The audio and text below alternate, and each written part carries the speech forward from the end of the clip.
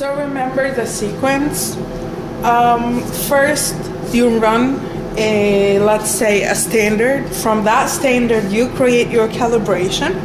After creating your calibration, you go prep a method for the next run, linking that calibration. After prepping a method and making sure that everything in that method would suit your need for further calculations, you go and prepare a sequence. You need to remember, every time you're gonna make a change in a method, you need to go and tell the sequence that the method is no longer valid and it's been changed to the new method. So don't assume that the machine could just update the method for you within the sequence. So how do we prep a sequence? Same order. We go prep, sequence. Right. Inlet sampler control is yes. So it's telling you that it's a loophole of 8. This is really important.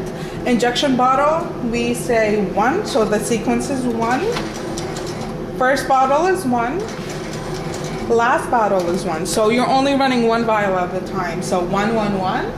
But then number of sample washes, I usually put 2. So 1, 1, 1, 2. Number of pumps is number 6. How much time is going to rinse the syringe? Viscosity is 0 because that's viscosity of 0, volume of 1 microliter. You can go lower, by the way. You could only go maybe 1, 2, and 3, but you can't go lower than 1. Number of solvents or washes, I usually put 2. If it's capillary on the column, it's usually 0. So equilibrium time in second, I usually put 0. There's no need for equilibrium right there because the machine itself is equilibrated at 0.50. So it's asking you for the name of the method. So the name of the method is wine. So now we're linking the previous method to this sequence. So delete, yes, it's a new sequence, I think. So run bottle, it's usually B. 1.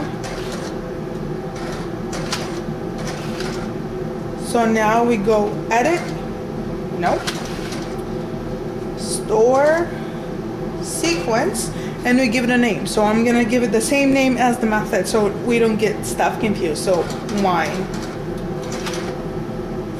After I have your sequence all good, you do load method. So you load the method to the GC and hit enter. And after loading the method to the GC and waiting until it's ready, this is how we start the run, by saying sequence